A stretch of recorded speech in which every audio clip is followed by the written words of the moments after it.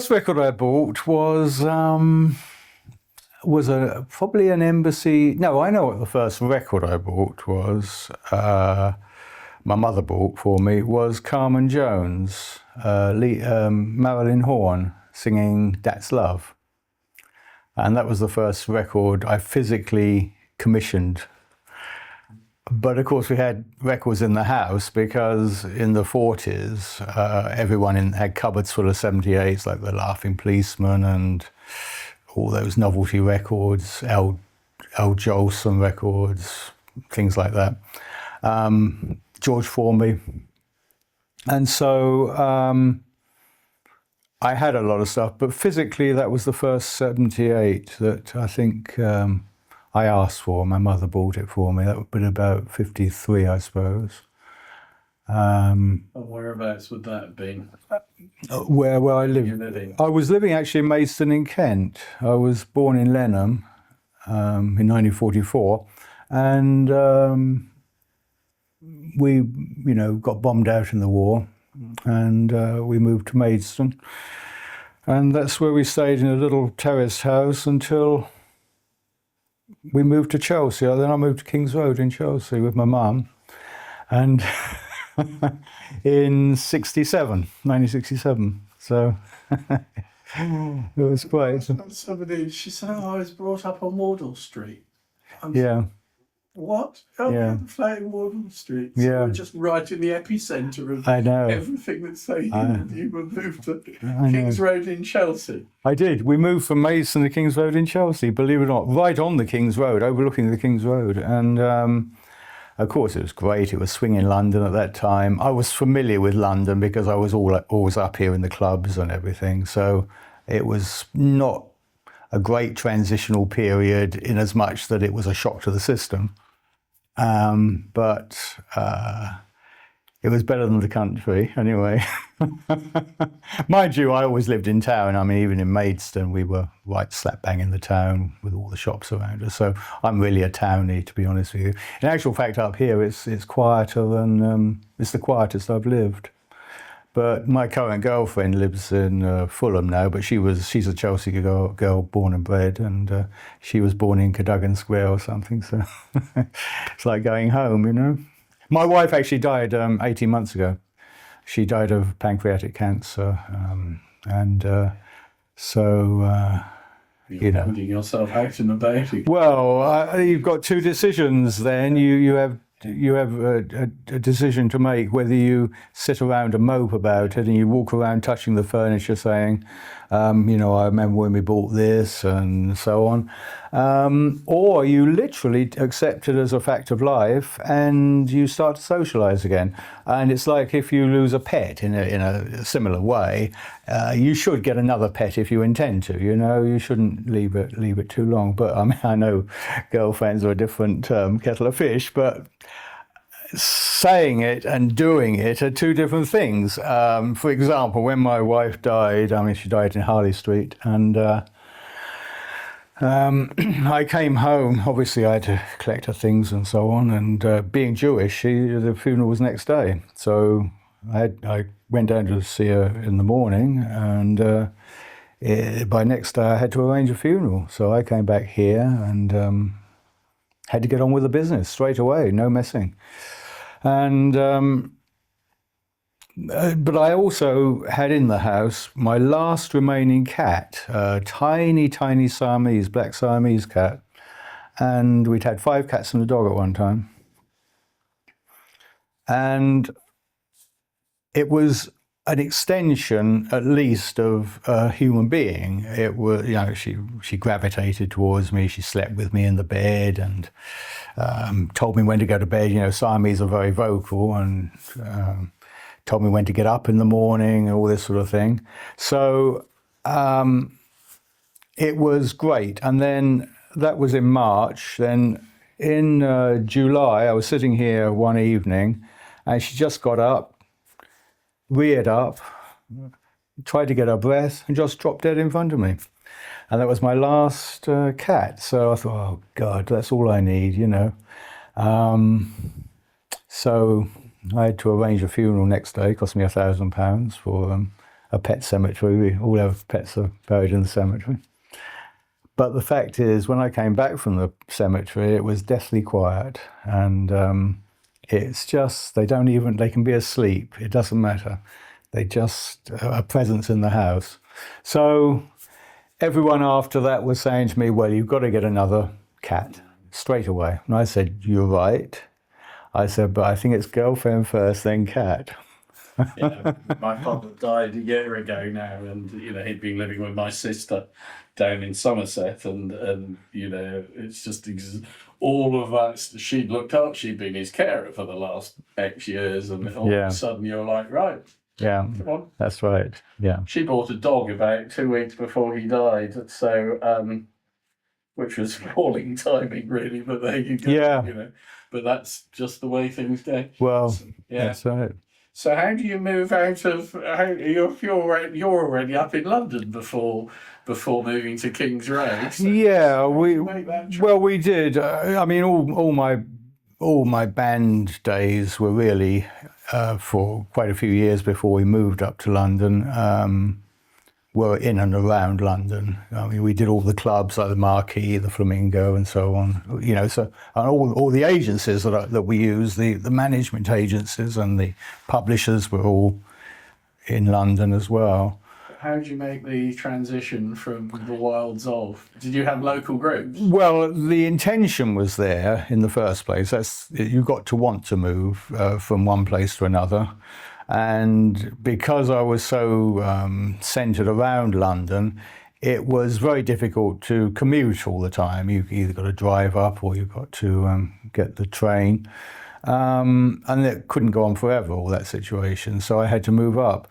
Where in London was another matter because... But were you in groups down in Kent? Yes. You were in groups? Yes. So that you were school groups or what? Well, I started out in skiffle. So, I mean, from the 50s, I had a guitar in 1955, and it was still the tail end of the skiffle movement, and then I got into rock and roll. So did you do folk clubs? Did you do all... Didn't do so much folk clubs, but mostly rock and roll. But in the early 60s, I was asked to go to professional by a band called Band 7, and in 7-piece band, and they had saxes and so on. And it was one of those sort of show band type things where you wear a tuxedo and a dicky bow and so on. And I was the guitar player there. So that was the start of my professional career. But then And where were they based then? They were based in Maidstone in Kent. Right. And then, of course, there's a couple of fellows in that band who had the same thinking as I did. So we formed the Manish Boys. And without Bowie, of course. Bowie was an afterthought. And we had a contract with Dick James, which was Northern Songs, and we went to see Dick James, and he lined us all up against the wall, and he said, "Look, you lot," he said, "one thing, no booze and no girls." He said, "I won't tolerate it." So he said, "No, you can go and see Leslie Conn." So Leslie Conn was a manager in another office, and he was a real character. And he said, "I've got a great thing lined up for you." He said, "I'm glad I've met you all." He said, "Because I've got a singer who's ideal for you. His name's Davy Jones." So he said, "No more singers." We all sang ourselves. You see, I started out as a singer, actually. And he said, "Well, he's made a record and he's very, very good. Plays the saxophone. You got saxes in the band.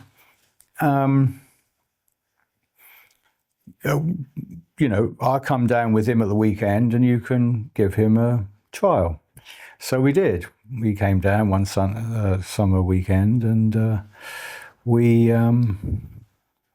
he came in the back door with Leslie. But Davey came in back door with Leslie, and And that was it, really. We thought, oh, wow, you know, he long hair down here and buckskin and everything. We thought, oh, yeah, he's great, yeah, he'd do. So we'll make a place for him in the band. But we didn't really want him at first. We didn't want anyone else, you know. And that's how that happened. And then when that... Part of the deal of getting Mr. Con, was that, or not? Or was it... No, mandatory then? no, it was just Leslie Leslie promoted everything. If it was cold tea, promote it. You know, he was an habitual promoter. Anything that was going and anything he could wheel and deal with, it was. He's not related to Mervyn Con at all. No. So I've always thought it was an unfortunate surname. Well, he introduced himself right from the start as Con by name, Con by nature, and that's how he introduced himself. And he said, "And I'll show you what I mean." And this was a time when. Parking meters had just come in about 3 or 4 weeks. And up until then, he parked his Jaguar on the pavement in Oxford Street, New Oxford Street, outside the building, Dick James. And of course, when the parking meters came in, he got a ticket every day. So, and sometimes 5-6 times a day. So anyway, he had a suitcase. This is on the first meeting, Con by name, Con by nature, and he went to the back of his desk and pulled out from the cupboard a huge suitcase, opened it up, it's full of parking tickets. And so, what were your cars still out there, Les? He said, oh, forget it, it'll all pass over. He said, they'll all forget about this. So anyway, when I saw Les 40 odd years later, I said, whatever happened to those parking tickets, Les? He said, I had to pay them, I suppose.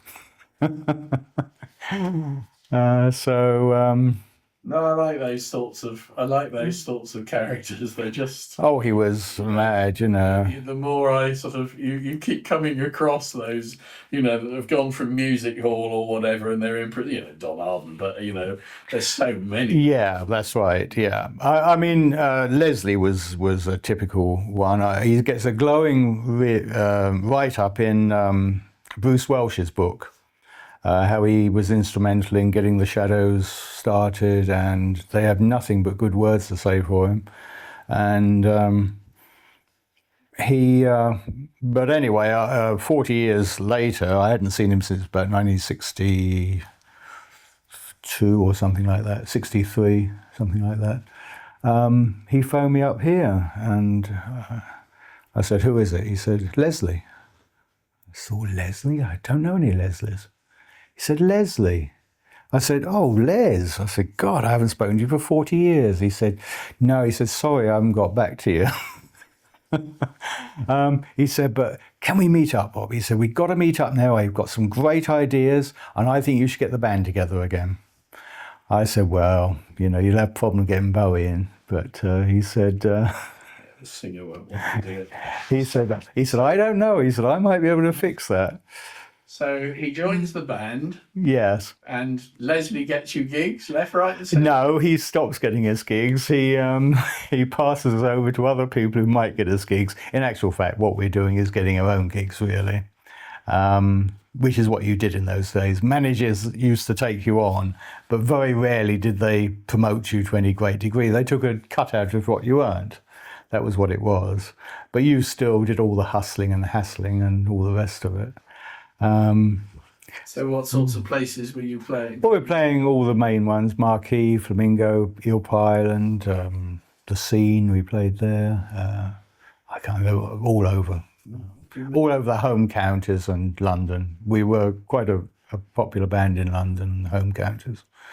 And of course in Kent we did quite a bit of stuff as well, still, you know, because we started from there. And what can you remember about Eel Pie? Fabulous. I loved it. Loved Eel Island. It was always sunny when we went there, fortunately. I don't know why. We had a sort of a residency there at one time. It wasn't an official residency, but we were there a lot.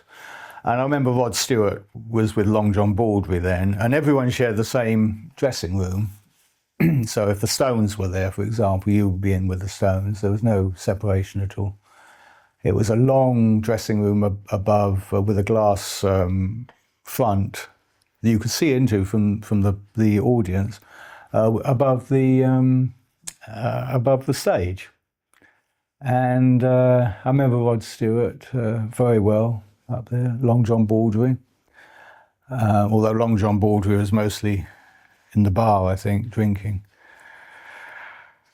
Chain ferry across, or was it? No, it was difficult to park. You had to park. Obviously, it was on the Thames. It was an island. It was an old hotel built on an island in the Thames. It was a fairly, from memory, a derelict sort of place, more like a barn than a hotel. But it had something about it. It's like these things you see in Louisiana in the swamplands, you know, and it's suddenly like an oasis in the middle of this Thames. And you had a bridge to go over. So the problem was, of course, you had to hump all your heavy equipment piece by piece over this bridge to get into the hotel in the first place. But it was a great venue, you know, it's just a great venue. It's just an empty ballroom, I think, really, the place. But I always remember that as one of the most memorable places to play. And you had people like the Downliners sect, Long John Baldry, of course, Rod Stewart, Stones used to play there. I think virtually everyone who did R&B and jazz place as well.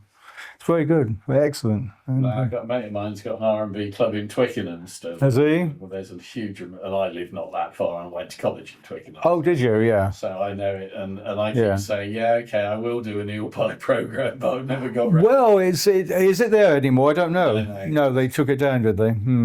Yeah. Shame, really, because that should have been listed, you know, in some way. That's what they did. When did that go? In the 70s? Can't remember. I think before I'd come to London, which was early 70s. Yeah. So before that. It was a time when they were knocking stuff down, and they didn't have any. You wouldn't do it. They wouldn't allow it today. No. But it's just funny because there's a whole lot of the Artwoods. I mean, you know. Oh, the Artwoods, yeah, they were regulars. Yeah, the Artwoods would. Sort of era, all those. Yeah. Lots of those people are still around. Yeah, absolutely. Yeah. Now the Artwoods. In fact, we used to use some of their equipment sometimes. You know, I was playing keyboards sometimes in the band, and I remember I used their organ. They had an electronic organ, and I used that a few times. Yeah, they were an excellent band. So what sort of gear were you using in those days? What makes? Well, the bass player had a Burns Bison amp. He had a Burns Bison guitar, rather, and an amp to match it. We had Shaw mics, which are the classic Shaw mics, and I can't remember the PA system. I had an old Hofner guitar, and I'd bought a little keyboard because we'd taken on another guitar player, and because he couldn't play multi-instruments, I sometimes, or quite often, played keyboards then, and I just bought a tiny one-manual electronic organ. I can't even remember the name of it now. It's just nothing much. And the other lads played trumpet, sax, whatever. They were fairly multi-instrumental. So no Marshall stuff that you remember? Not that I can remember, but we might have had Marshall amps. Yeah, we could have well had Marshall amps. Yeah. I was trying to film Jim Marshall. I became obsessed with the equipment. Did you? Yeah. I did Charlie Watkins. He was. Oh, did you? Fantastic. Yeah. Yeah, we might have had Marshall amps. I just can't remember. No. It just doesn't matter. It's just interesting. I'm trying to get I'm interested in the sort of just the feel of the time. Well, you see, this is one of the things that I try and write about is not so much the music, although of course that's the key point. It's the actual social and environmental aspects of listening to music. For example, if you went out and bought a record in the 50s, let's say an Elvis record, the impact of listening to that then for the first time would be totally, totally different to the impact of listening to it 50 years later because of technology. Not because a person is different, it's because of the technology and the environment is different. For example, if I went out if I got up in the morning in the 50s in a little terraced house, the toilet might be up the end of the garden. There was no bathroom. You'd have a galvanized bath outside, which you had to bring in and fill up with hot water. There was no hot running water. There was no plugs or facilities for a refrigerator. You had ice forming on the inside of the windows. And if you came down on a weekend and your mother said to you, shall I light the fire before or after lunch? Because of the scarcity of coal and, you couldn't afford a lot of this stuff. They were trying to economize all the time. She would probably say, oh, we'll wait till after lunch. So you would freeze all morning, anticipating a nice warm fire after lunch. And it was that sort of thing. And of course, after lunch, you'd light a fire and it took you all the rest of the day to try and get warm. So it was always cold and ice would form on the inside of windows in the morning and so on and so on. So you would play your records sometimes in your overcoat. And of course, there was another aspect too, particularly I remember with the house we lived in, which was 100 years old before my mother even bought it. There were no PowerPoints anywhere. And except one, we had a radio, no television. So you had no distractions like that. Your records were king. To play them, I had a little cardboard record player when I started buying 45s. And I'd have to unplug the light fitting in take the bulb out of the light fitting and plug in the record player, which trailed up like that, and had a little pile of 45s, and I'd have to play them. So when I got home from school in the winter, of course, it was a little bit light, so you play them, and of course it would gradually get darker and darker and darker, and I'd try and get through all my records before I had to put the light back in the socket. But you see, someone today wouldn't know that because they come down and they have central heating, toilets on every floor, bathrooms on every floor, all this sort of thing. Everything is distraction based these days. You've got mobile phones, everyone's looking at their mobiles. Why? I don't know. I've got a mobile, but all I do is make calls on it.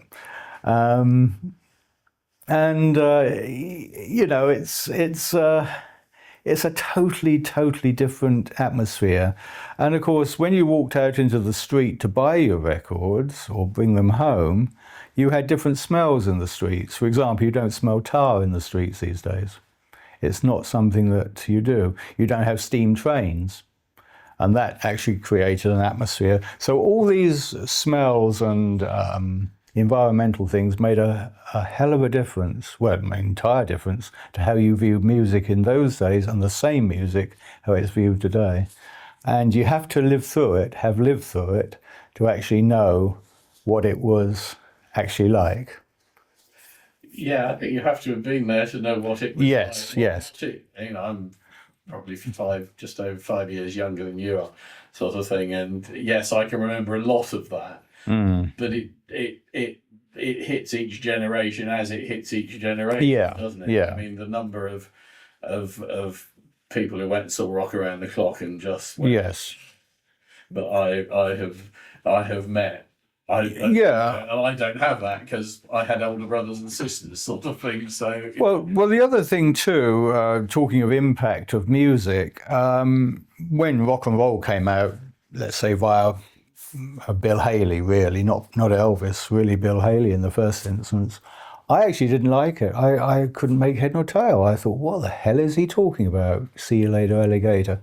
I mean, my favourite singers were people like Peggy Lee and Sinatra, Frankie Lane, all those type of singers. And really, rock and roll, I absolutely hated. And when I heard Heartbreak Hotel, I thought, what a load of nonsense. It's I just like a jumbled echo mess of words. And so the impact it wasn't instant with people like me, and I wasn't that old. I mean, what was I in 55? I would be 11 in 55. So quite old enough to, appreciate music and so on. But there was no instant impact of rock and roll at all. I got the impact of it much more from visuals than I did the actual music itself. So we had a lodger called Terry, who had one leg and used to pee out the bedroom window because he couldn't be bothered to walk up the garden. My mother used to say, "Where's all this water coming from outside? It's not been raining for weeks." And then one of the neighbours caught him peeing out the window because it was an old-fashioned leg that you had the whole contraption, one of these tin legs, Anyway, and the toilet was up the end of the garden. So anyway, Terry, he was quite kind actually, and every Friday he'd take me to pictures when he got paid. So he took me to see Rock Around the Clock, and I was sort of interested in rock and roll then. It got me a little bit of interest because I like the jumping and jiving and all the standing on the bass and all this sort of thing. It was okay, but I wasn't really totally sold on it until I saw a film called Untamed Youth with Mamie Van Doren. Now, Mamie Van Doren was really the attraction for me, because I was just a huge pin-up fan. And so that's why I went to see it. But of course, Eddie Cochran was in it. And he was singing something called Cotton Picker, and he was doing the old shoulder shake and everything else. I thought, that's great, real posy, and that's really, I'm now getting interested. And it was Eddie Cochran in Untamed Youth that really sold it for me. Didn't like Elvis in Loving You. I thought it was a terrible, boring film. Not Loving You, the first one he did, Love Me Tender. I thought it was a dreadful film. And I didn't like Loving You either, to be honest with you. But it was Eddie Cochran, so that was what started it, really. So it was visuals more than the music, or visuals allied with the music that got it going. So where do you find Lonnie Donegan in this? Lonnie Donegan, I actually think Lonnie Donegan is one of the most original UK singers. His voice was original. He borrowed material which was familiar, Lead Belly and stuff like that, folk songs which were been around for a long time. But the way he put them over and the actual voice he had and the presentation of it, the whole combination of him was, I think, there's no one to touch it. There's no one in America who actually sounded or looked or performed like Lonnie Donegan. So I always consider him to be, a great act as much as a singer. Same with Billy Fury. I think he is one of the greatest. Did you see Lonnie Donegan on TV then? You did see Lonnie Donegan on TV? Yes, on other people's TVs, because we didn't have a TV till much later. But we didn't have a TV till I was quite old. But get one till I was 15. Oh, I was in my 20s when we had one. Yeah. We didn't have a telephone in the house. That's another thing too, you see. If you wanted to make a telephone call, you would have to go to a call box, a red box. But the other thing too is when you went out to make a telephone call, you would have to go out in Wellington boots, or you would have to go out in the snow, ankle deep snow or knee deep snow, and all that sort of thing coloured it. So you didn't actually make many telephone calls because even your friends didn't have telephones. So what you did, you get up on a Sunday morning, for example, and you think, I'll go up and see John today, who might live a few streets away. And you just go up, you knock on the door, and you say, is John there? And you go in, have a cup of tea, and say, fancy coming out? And you go out, and that would be it. And that's the communication thing then. Everything was done.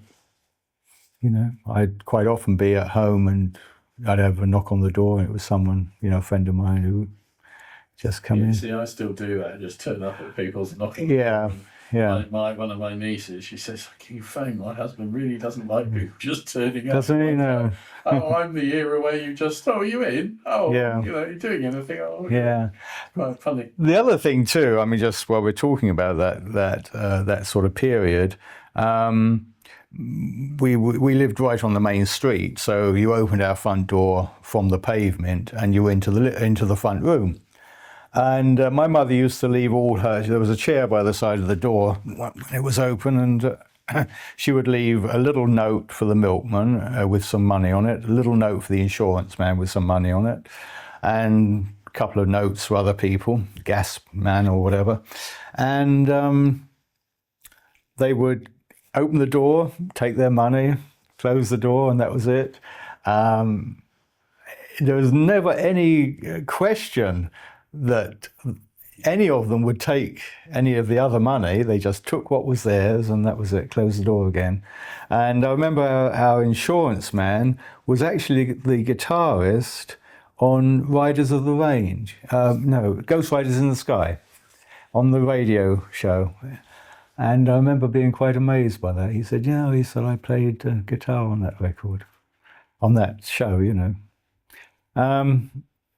Okay, so you get into skiffle and you form a group and you go off and you become, right? Yeah. So you're getting your own gigs and you're playing We'll Jump On. So you're then playing around London, doing your own gigs in 64-ish? Before then, really, 62, yeah. Right. Yeah. So we're post skiffle and we're into, and you didn't go to Hamburg, we're into... No, didn't go to Hamburg, no. Were other people going off to Hamburg?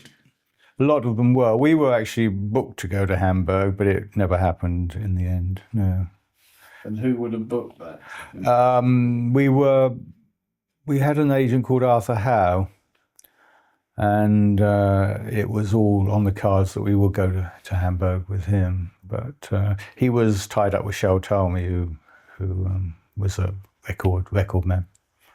It just never happened, and we broke up before then. But we were actually, it was on the cards that we were going to Hamburg. I don't know whether it would have done us much good if we'd had gone or not, but you're probably better off to stay in this country and build up your following over here, you know. So how long did you play around the circuit then? Or the circuit in inverted? I suppose 2.5 years, something like that, on the main sort of front, you know. And going back to these places, how frequently? Quite frequently to some of them. I mean, Eel Pie Island, certainly. Difficult to say how often, but we played... Somebody will have a list. Yeah, there is, yeah. I mean, there is a list. And the Marquee, we seem to be there. And then quite often... we would rehearse in these places too, not necessarily the Eel Pie Island, but in Soho, some of those clubs there, they'd got rehearsal rooms above, and you'd rehearse in these places. And next door might be the Moody Blues, and over there you've got the Downliner Sect, and they're all sort of in the same place. And of course, in those days, you could go into the coffee bars around Soho, and in a minute, Jimmy Page would walk in and Rod Stewart would come in or someone like that, and there'd be a whole coffee bar full of all these future superstars. And of course, they would jack the lads around town in those days. And you might have Rod Stewart come in and he'd say, you lot working tonight? And we'd say, oh yeah. He'd say, I wish I was. All that sort of thing. And it was great. I mean, we've even played as a group with Bowie as the lead singer in a field with no one turned up. And it was a sort of a harvest festival thing, and just no one turned up. No one. Zero. So you can imagine that happening today. You'd have a whole stadium full of people, and yet in those days you could have seen him for sixpence. So you weren't in what you weren't in the need a bass player to play in Birmingham tonight, get in the van and go and do the gig sort of circuit. No, You didn't get involved. no, we didn't get involved with that. Mickey Most or the Most Brothers. We actually recorded for Mickey Most. We auditioned for him at the Charlie Chester Casino in. Oh God, I have a terrible memory for names. Some days I can remember everything, and then other days I get a mental block. Like I couldn't remember where we were in Twickenham, in Wiltshire at the weekend. But in Archer Street, Charlie Chester Casino in Archer Street, which was a favourite place to audition for people like Mickey Most and other agents. It was the place they used to book in the afternoons, and we got down there and set up on the little stage in the in this room downstairs, and we were playing away, and Mickey Most came in and sat down opposite and listened to us, and when we finished a couple of numbers, he came up and he stood in front of us. He said, I really like what I'm hearing. He said, and he said, do you want to make records with me? And we said, oh yeah, absolutely. So anyway, so within a day or two, he'd booked a Decca session for us, which had, we did Duke of Earl, Hello Stranger, Love is Strange, and one other I can't remember. And we did it I think in Regent Sound in Denmark Street.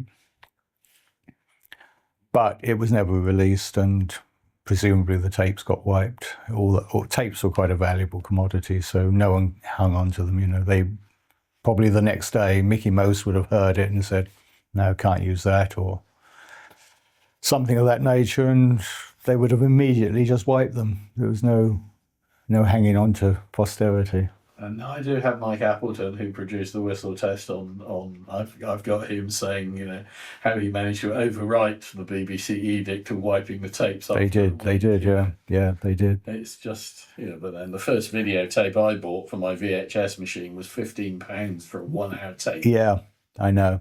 Yeah, well, it was. It's like computers. We had these huge computers in the 90s. And I remember my first computer cost me $2,500 in the 90s. I mean, I'm all Apple now, but more or less all Apple. But even they don't cost that money now, Yeah, the pricing of... Yeah, I mean, it's just ridiculous. Yeah. Okay, so you play round and about in 2.5 years. You do a bit of recording that gets released. We did a lot of recording, actually. We recorded for what's his name, in Holloway Road. Joe Meek. Joe Meek. Did a couple of recordings at two different times. We did recordings for Joe Meek. I couldn't stand him. I couldn't wait to get out of there. Couldn't bear him. He was just someone who I couldn't take to, Didn't know him. He's just someone you instantly thought, oh God, this is going to be a problem here.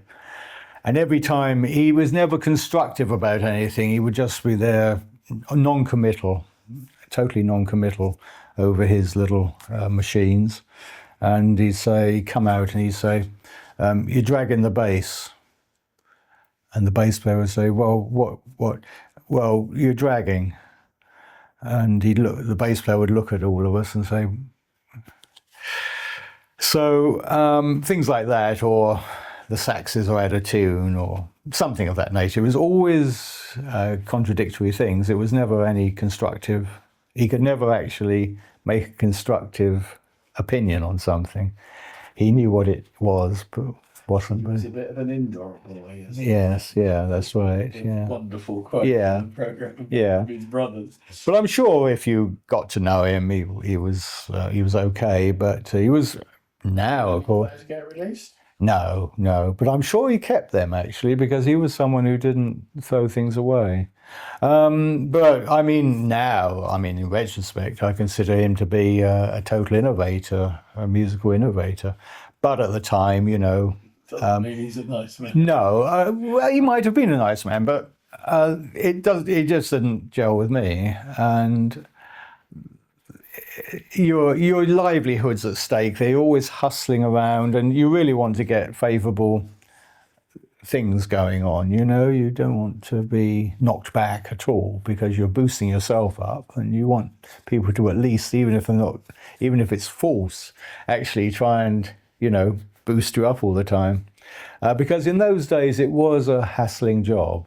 If you didn't hassle, you didn't get anywhere. Nothing happened, because you got up in the morning in a little, maybe a council house or something, came down, made a piece of toast. Now, what do you do in the music business? You imagine going from nothing to actually trying to project yourself onto a world stage. It is really, really daunting, but a lot of people did it from those beginnings. They had nothing in the home at all except their own imagination. And it's that imagination and that drive that got everyone where they are. No one got anywhere in those days unless you hassled. Now, of course, you have X Factor. You have things like that. In those days, you did have Huey Green, Opportunity Knocks, but that was more of a variety sort of show. It wasn't really a singer's show necessarily. And there were a few things like that, but not really. Jack Good. You had Jack Good, who was fantastic. Yeah. That was the real exciting thing. I phoned Michael Cox and said, so what was the first gig you played? Oh, I didn't play a gig. That's what, I went straight on TV. Straight on TV, yeah. Which is, the X Factor equivalent, really. It was really, yeah. That was fabulous. That was really... Did you do those shows? I didn't do that, no. I was a bit too young and not in the music so much, not professionally in it in those days. But to watch them on television was an added inspiration, and of course there was nothing like it. They'd had 6-5 Special beforehand, which was a different sort of show, and one or two other things. You've seen a few blues singers on television, people like Big Bill Broonzy. They showed a few times, but they were mostly in an educational program rather than a musical program. They weren't. Blues was considered to be something that you studied rather than listened to, as was jazz to a certain extent. You'd hardly ever hear jazz on the radio, even, not real jazz, and you wouldn't really hear black singers. Even in the 50s, no one saw a black person, quite honestly. If you lived in the country, you never saw a black person. And even in town, it was only in certain areas that you might, right up until way into the 60s at least. And so the records weren't played on the radio. You might have heard a Little Richard record or a Fats Domino record, maybe Chuck Berry, but you didn't hear Bo Diddley very much, and all these other singers who made records. What did bring out those singers were the British bands. It was the British bands that actually brought all of these retired singers out of the woodwork. Sonny Boy Williamson, he was an old man and long gone as far as his public was concerned. No thought of ever recording again, perhaps, and Howlin' Wolf, all these people. It was the British groups, really. Did you go and see them in the clubs at all? I didn't really see them, no. You didn't, or I didn't personally, no, but they were in the clubs, yeah. Yeah, no, I didn't see them at all.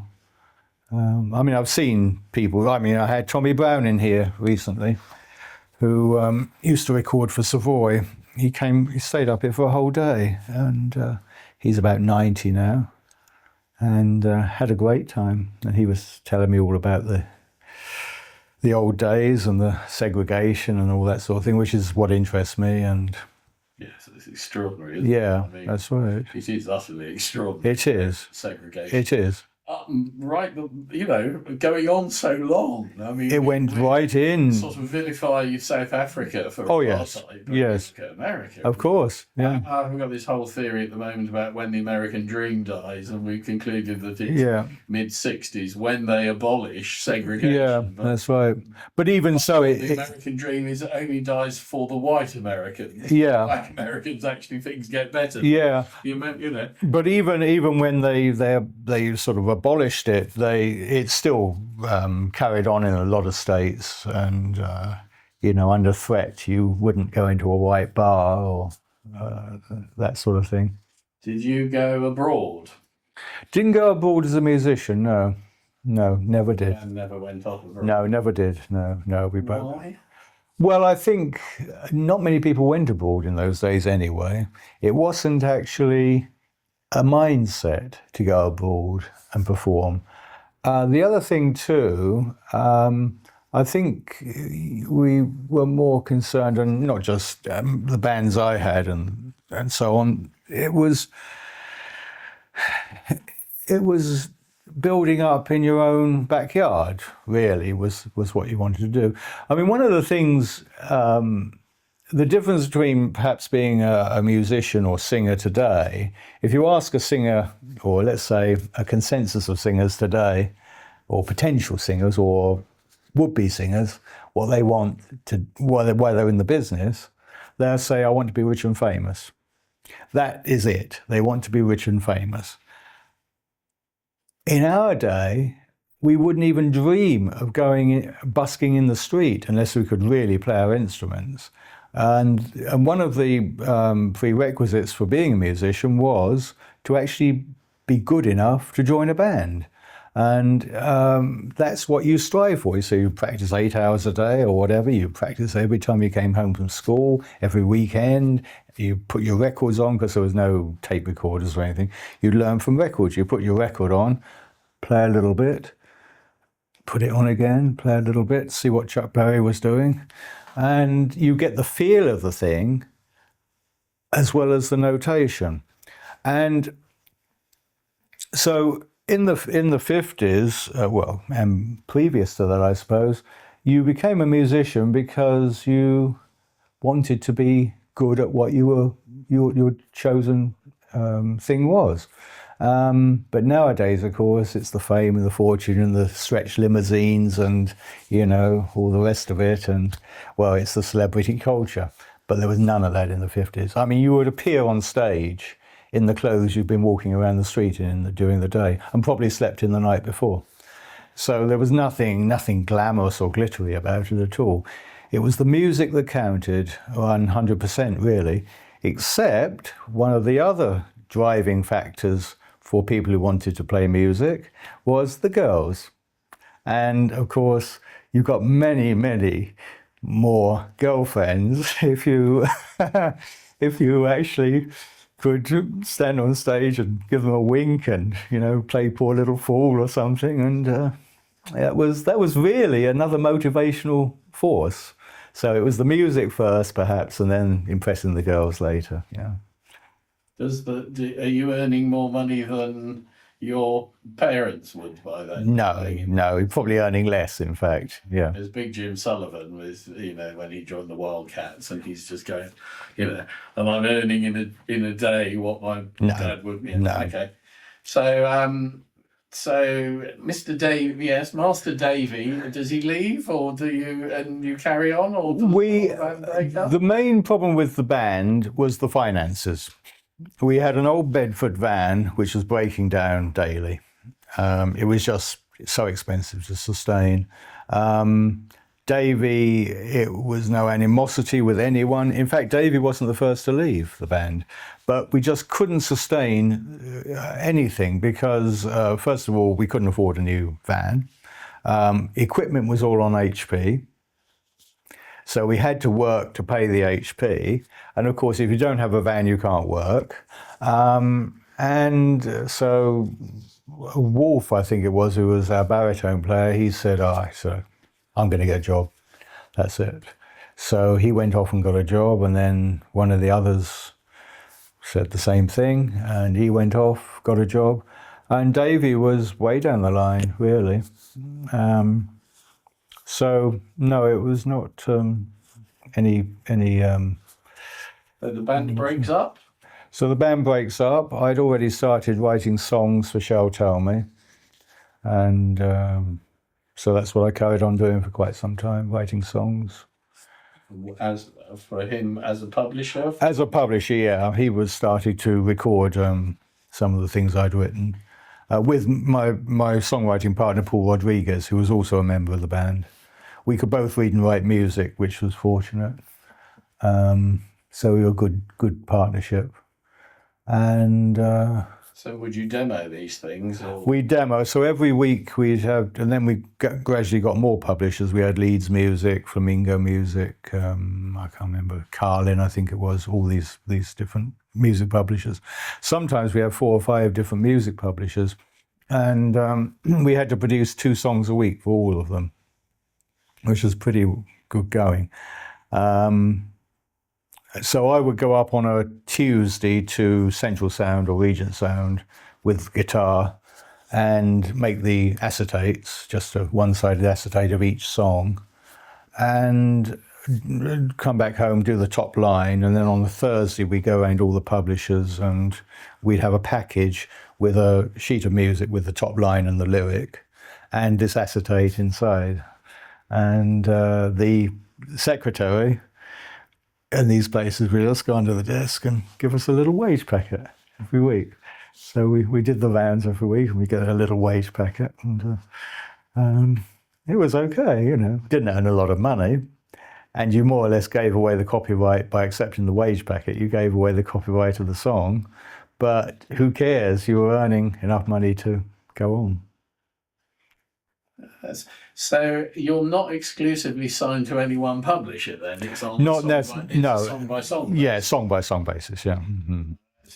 Yeah. And every song was contracted.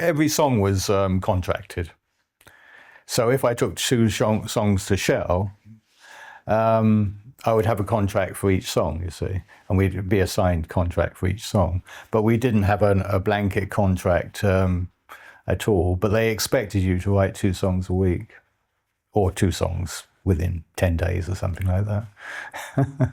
So what I used to do, of course, if I'd taken Shell, maybe a couple of ballads, and I'd taken Leeds Music, a couple of fast numbers, I'd sort of swap them around the following week, change the lyrics, and just dolly them up a bit differently, because it was like a production line. So you had, so I'd alternate them like that, you know. But it was good fun, and no one was too fussy in those days. So what happens if one of them becomes a hit and you've sold it to Leeds Music? Well, it wouldn't be quite. It wouldn't be quite the same. You see, it wouldn't be the same. I mean, the title of the song would be different, and the lyric would be different as well, and probably some of the melody. But it would be along the lines of. So, if, for example, you'd written a song like Fever, which is a distinctive song for one publisher, well, you wouldn't make it exactly as distinctive as that for the next one. You do something else to it, you know.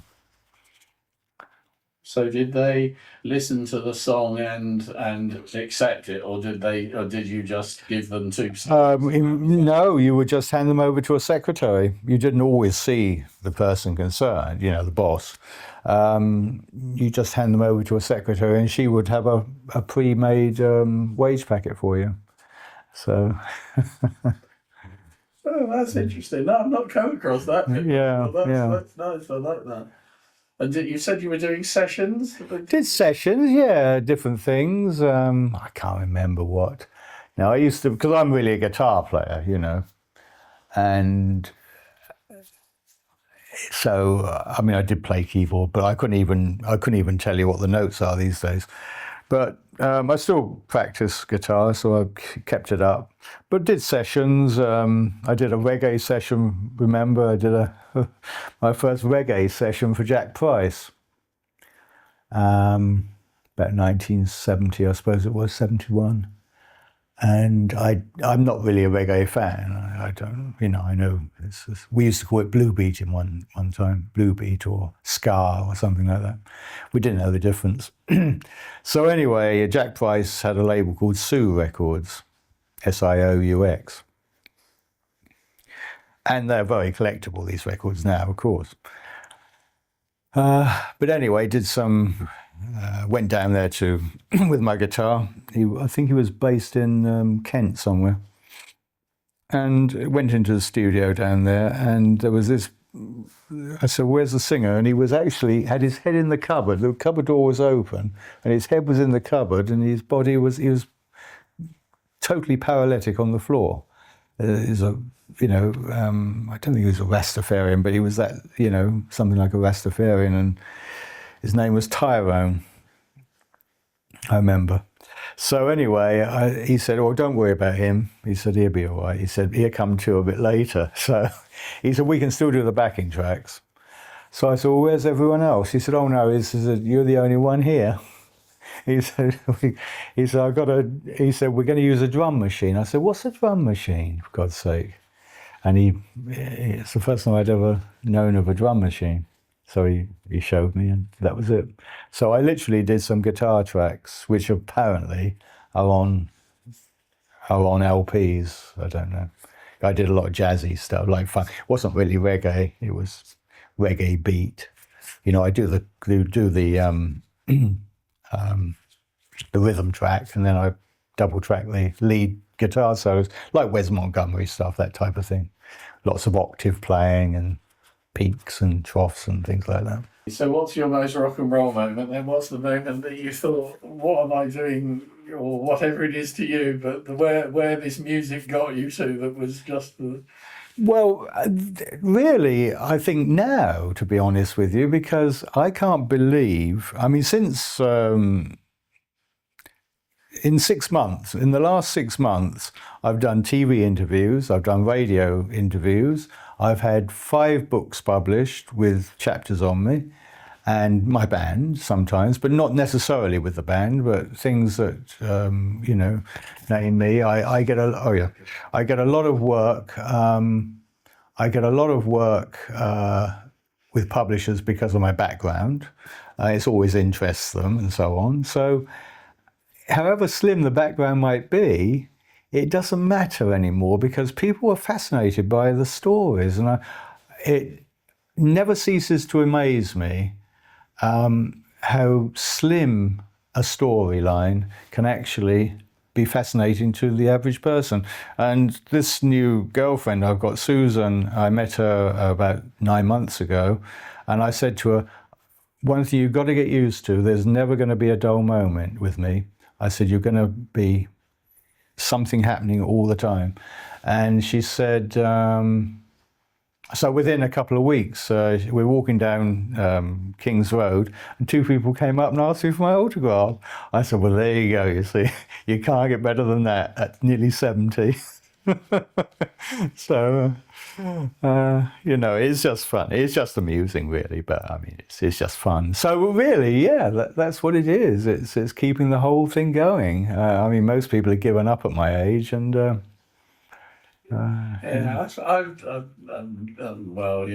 is part of the reason I'm sort of going around doing what I'm doing. Well, you don't have to give up, and it's still rock and roll. It's even established people who were established at the time. Real rockers. You say like Michael Cox. He was a big name at the time. I remember him and Mark Winter, people like that, who were teen singers really, but very good. I don't know what they're doing now. You never hear of them today. They don't seem to get any publicity at all, but I do, and it's amazing, absolutely amazing. I suppose a lot of it's due to the fact that I write myself, and I write about music, so publishers are always interested in backstories and things like that. But yeah, so that's the main rock and roll thing. And of course, I have a fabulous rock and roll collection. I've probably got the best collection in England of vinyl. So I hope you don't keep locked away in the vaults on that. I don't actually. It's nearby. Okay. And I love the journey. I'm just really interested in how people start and where they get to and why. Yeah, that's right. And that it's where people went to at that. Yeah, well, basically, I was an artist. I was going to be a portrait painter. In fact, I've got a portrait in there. I started with my wife 2 weeks before she died. I've never finished it. It's just a sketch. I can show you later.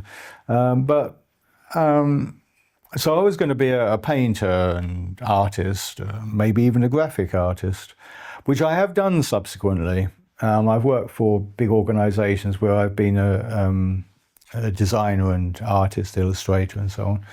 But with the rock and roll taking precedence in those days, I didn't actually do it.